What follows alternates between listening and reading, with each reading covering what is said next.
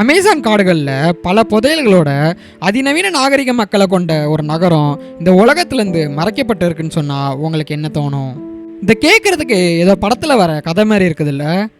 இப்பேற்பட்ட ஒரு நகரத்தை கண்டுபிடிக்கிறதுக்கு தான் ஒரு நபர் அவரோட வாழ்க்கையை அர்ப்பணித்து அதை கண்டுபிடிக்கிற முயற்சியில் எந்த ஒரு தடயமும் இல்லாமல் மறைஞ்சு போயிருக்காரு. பிரெசிஃபாசெட் என்ற நபர் ஒரு தொல்பொருள் ஆய்வாளர். இவர் கடந்த 1900 காலகட்டத்தில் அமேசான் காடுகளுக்குள்ள அதிநவீன நாகரிக மக்களை கொண்ட ஒரு நகரம் மறைஞ்சிருக்கிறதா சொல்லி பல கதைகளை கேட்டு வந்திருக்காரு.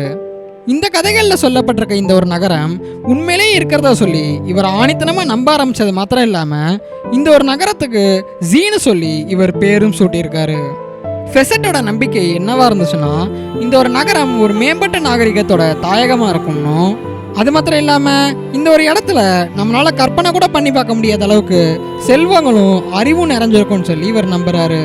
ஆனால் இந்த ஜெட்டுன்ற இடத்த கண்டுபிடிக்கிறதுக்கு அவருக்கு இருந்த வெறி தான் அவர் மர்மமான முறையில் காணாமல் போகிறதுக்கு வழிவகுத்திருக்கு.